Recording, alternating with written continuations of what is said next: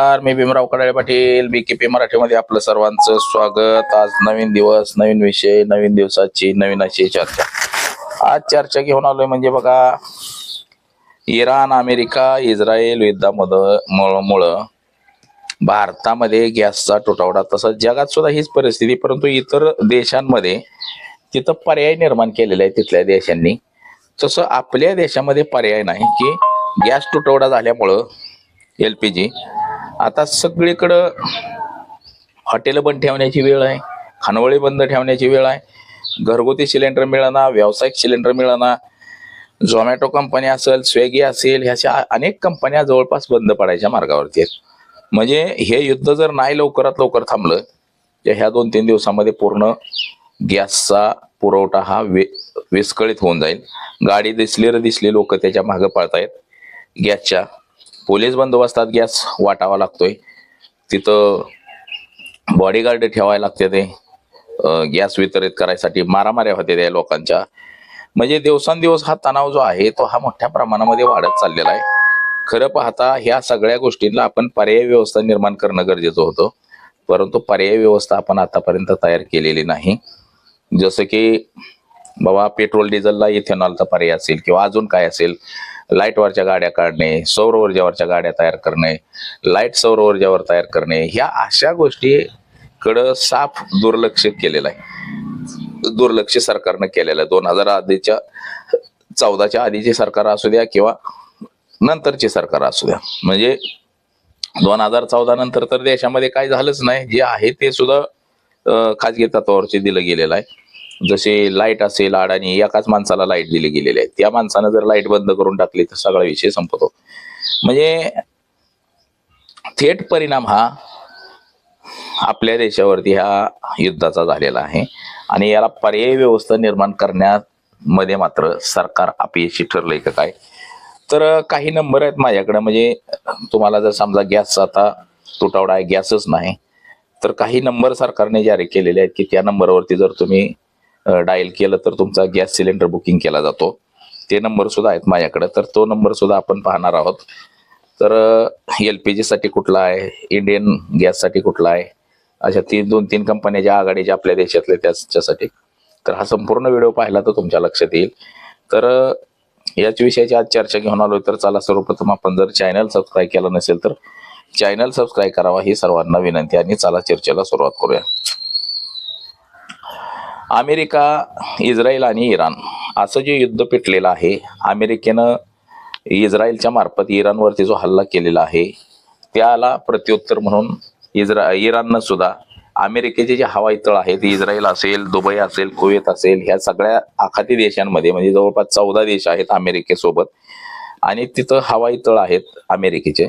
तर हे सगळे तळ उद्ध्वस्त करण्याचा विडाच उचललाय की काय असं इराणनं दिसतंय। त्यातच इराणच्या एका नेत्याचा, म्हणजे इराणचे जे राष्ट्राध्यक्ष खोमेनी यांचा या युद्धामध्ये मृत्यू झालेले। ते ज्या राष्ट्रपती भवनामध्ये थांबले होते त्या राष्ट्रपती भवनावरती इस्रायलनं भला मोठा असा हल्ला केला, म्हणजे अमेरिकेच्या सोबतीनं, आणि त्याच्यामध्ये त्यांचा मृत्यू झाला, त्यांच्या बायकोचा मृत्यू झाला, नातवाचा मृत्यू झाला, मुलगा फक्त वाचला असं बोललं जातं, आणि त्यांची अध्यक्षपदासाठी आता निवड केलेली आहे। आता चवतळून जाऊन इराणनं सुद्धा आता ह्या सगळ्या देशांवरती हल्ले करायला सुरुवात केलेली आहे, आणि इराणनं असं सांगितलेलं आहे की आम्ही 5 वर्ष युद्ध करू एवढं आमच्याकडे यंत्रसामुग्री आहे। यामुळं अमेरिका सुद्धा घाबरला आणि इस्रायल सुद्धा घाबरलाय। आता अमेरिका वारंवार सांगते की युद्ध बंद करू, चर्चा करू, परंतु इराण मात्र चर्चेला तयार नाही। इराण वारंवार सांगत आहे की आमच्या नेत्याचा, तुम्ही खोमेनीचा मृत्यू घडवून आणलेला आहे, जोपर्यंत तुमचा मृत्यू होत नाही तोपर्यंत हे युद्ध थांबणार नाही। त्याचबरोबर काही अटी शर्ती सुद्धा घालण्याचं इराणकडून सुरू आहे। तर अशा पद्धतीचं हे जोरदार युद्ध पेटलेलं आहे, परंतु या युद्धामध्ये मात्र जगाची होरपळ सुरू आहे असंही दिसतंय। आता त्याचं झालंय असं की आपल्या देशाला पेट्रोल आणि डिझेल आणि गॅस हा इराणकडून किंवा आखाती देश जे आहेत, रशिया असेल, रूस, रशिया, हे जे देश आहेत, या देशांकडून आपल्याला तेल खरेदी करावी लागते, इंधन खरेदी, गॅस खरेदी हे त्या देशांकडून आपल्याला करावं लागतंय। तर इराणच्या हद्दीमधून जवळपास 80% वाहतूक ही इतर देशांमधली होती, तर इराणनं असं सांगितलं की आमच्या देशामध्ये जर कोण वाहतूक करायला इथून जर घेऊन चाललं तर त्याच्यावरती आम्ही हल्ला करू, बंबारी करू आणि ते सगळं नष्ट करून टाकू. याच्यामुळं जी आपल्याकडे येणारी जी वाहतूक होती ही वाहतूक अगदी जागेला थांबलेली आहे. म्हणजे आपल्याकडे पेट्रोल, डिझेल, गॅस ही काहीच इकडे येत नाही. म्हणजे आता गल्ली थंड झालेली आहे. आता हे काहीच येत नाही इकडं, त्याच्यामुळं दुकान, व्यावसायिक सगळे अडचणीत आलेले आहेत. लोकांना असं वाटायला लागलंय की आता हप्ते कसे भरायचे, गल्ली थंड झाली, आता हप्ते कसे फेडायचे. गॅस तुटवड्यामुळं सगळं क्षेत्र म्हणजे औद्योगिकरण क्षेत्र असेल, सगळं असेल, हे कोलमडून पडलेलं आहे. रेल्वेनं जे इतर राज्यातले परराज्यातले जे काही कामगार इथं काम करत होते, वडापाव सेंटरवरती, हॉटेलवरती किंवा अजून कुठल्याही व्यवसाय, छोट्या छोट्या ज्या गॅसच्या कंपन्या असतील किंवा इतर कंपन्या असतील, ह्याच्यामध्ये जे काम करत होते, डिलिव्हरी बॉय असतील, पिझ्झा डिलिव्हरी असेल किंवा हॉटेल व्यावसायिकचं डिलिव्हरी बॉय असतील, हे सगळं कोलमडून पडलेलं आहे. म्हणजे ह्या सगळ्यांनी आता अनेकांनी इतर राज्यातले लोक राज्य सोडून आता निघून जायला लागलेले आहेत. त्यातच बघा, हा तणाव जो आहे इराण, इस्रायल, अमेरिका, हा कधी निवळतो ह्या तणावाकडं सगळ्यांचं लक्ष लागलेलं आहे. आता हे LPGचं फार मोठं भारतासमोर संकट उभं राहिलेलं आहे. पेट्रोल डिझेलचं सुद्धा मोठं संकट भारतापुढं राहिलेलं आहे. आता या LPGचा थेट परिणाम हा देशातल्या 335 अब्ज डॉलर्सच्या अन्न आणि शीतपेय असतील किंवा पेय असतील, या सगळ्या फूड क्षेत्रावरती झालेला आपल्याला एकंदरीत दिसतोय. म्हणजे फूड क्षेत्र जे आहे आपल्या इकडलं, ह्या सगळ्या ह्याच्यावरती हा मोठा परिणाम, म्हणजे झोमॅटो असेल, स्विगी असेल, असं कितीतरी ॲप आहेत की डिलिव्हरीमध्ये, म्हणजे डिलिव्हरी ऑर्डर जे हॉटेल आहेत, ह्या हॉटेलमधलं 50 ते 60 म्हणजे हॉटेलांचा सगळ्या जेवढा खप होतो त्याच्या 60% हिस्सा हा डिलिव्हरी बॉयच्या माध्यमातून घरोघरी पोहोचत असतो. आणि याच सगळ्या गोष्टीमुळं आता असं झालेलं आहे की हे जहाजा आपल्याकडे जो LPG गॅस असेल किंवा पेट्रोल डिझेल, हे जहाजांमार्फतच सगळं आपल्या देशांमध्ये येतं आणि जहाजांमार्फत येणारच हे बंदरच त्यांनी बंद करून टाकलेला आहे. त्याच्यामुळं हा सगळा अडचणीचा विषय ठरलेला आहे. आता अनेक रेस्टॉरंट, हे सगळं किचनच बंद झालेलं आहे, कोलमडून गेलेलं आहे. आता सरकारनं सुद्धा 1955ला जो कायदा जीवनावश्यक वस्तूंवरती लागू केलेला होता, म्हणजे त्याचा साठा करून कुणालाही ठेवता येणार नाही. म्हणजे समजा त्याचं 2 टाक्यांचं कनेक्शन आहे, त्यांनी 100 टाक्या ठेवलेलं, असं करता येणार नाही. किंवा त्या गॅस एजन्सीला सुद्धा हे सगळं साठा करून ठेवता येणार नाही. त्याच्यामुळे तो मॅक्सचा कायदा जो आहे तो सुद्धा लागू केलेला आहे. आता ह्याच्यामध्ये घरगुती गॅसची सुद्धा अडचण झालेली आहे. घरगुती गॅस आहे तो सुद्धा आता कमी प्रमाणामध्ये मिळणार आहे. आता डिलिव्हरी बॉयला बघा, दिवसाला 30 ऑर्डर भेटत होत्या त्याला, म्हणजे लोकांच्या घरी नेऊन द्यायला, ते आता 5-10 वर आले. म्हणजे त्याला सुद्धा ते परवडत नाही. दैनंदिन त्याचं जे कामकाज आहे ते सुद्धा त्याला परवडत नाही. आता या सगळ्या गोष्टींमुळे झोमॅटोचे जे शेअर्स होते ते सुद्धा, झोमॅटोचे सुद्धा शेअर्स 4.8% पडलेले आहेत. पिझ्झा कंपन्या असतील, ह्या सगळ्याच कंपन्या आहेत मोठ्या मोठ्या शहरांमध्ये, बंगळुरू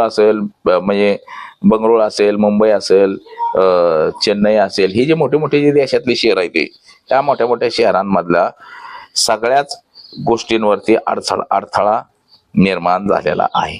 त्यातले त्यात आता कुठलं बी शहर असेल, पुणे शहर असेल किंवा पश्चिम बंगाल असेल, दिल्ली असेल, मुंबई असेल, पुणे असेल, औरंगाबाद, कोणत्याही शहरात देशातल्या किंवा राज्यातल्या सगळीकडंच ही परिस्थिती आहे. आता या गॅसच्या तुटवड्यामुळं खूप अशी अडचण निर्माण झालेली आहे. आता त्यातच काय केलंय सरकारने, काही नंबर सुद्धा जारी केले. सरकारचं म्हणणं आहे किंवा गॅसचा तुटवडा हा अजिबातच नाही आणि कसलाच गॅसचा तुटवडा नाही.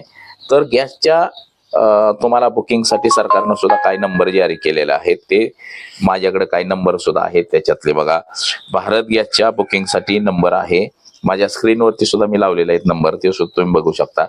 भारत गॅसच्या बुकिंगसाठी आहे 1800224344. हा भारत गॅसच्या बुकिंगसाठी नंबर आहे. म्हणजे परत एकदा बघा, 18002224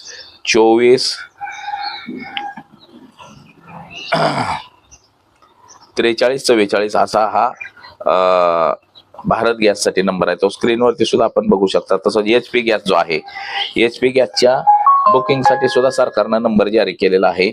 9222201122 असा नंबर आहे. म्हणजे 9222201122 हा स्क्रीनवरती सुद्धा आपण नंबर बघू शकता. म्हणजे अशा प्रकारे हे नंबर आपल्या देशाच्या खात्याकडनं, सरकारकडनं हे जारी करण्यात आलेले आहेत.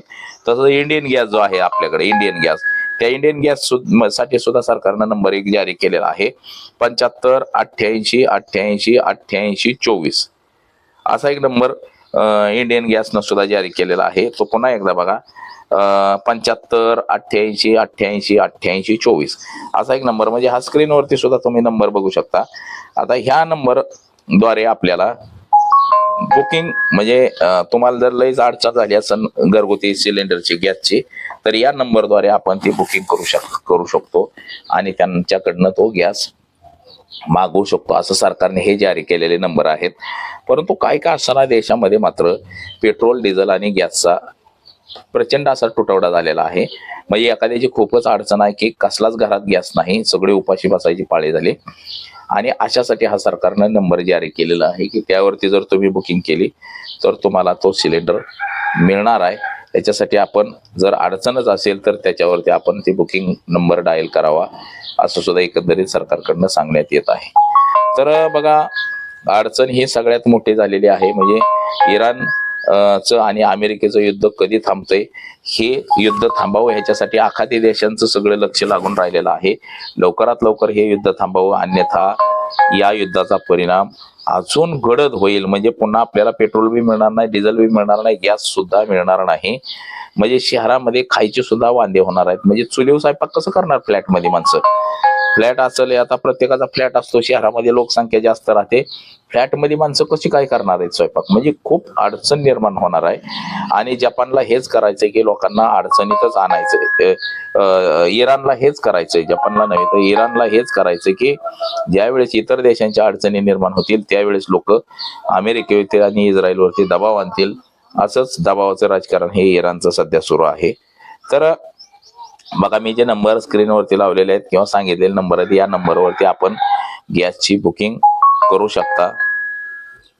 असंच एकंदरीत आपल्याला दिसतंय. म्हणजे बघा, आपली जी देशाची जी परकीय नीती जी होती इतर देशातली, ही कुठंतरी कुचकामी ठरली. आणि ह्या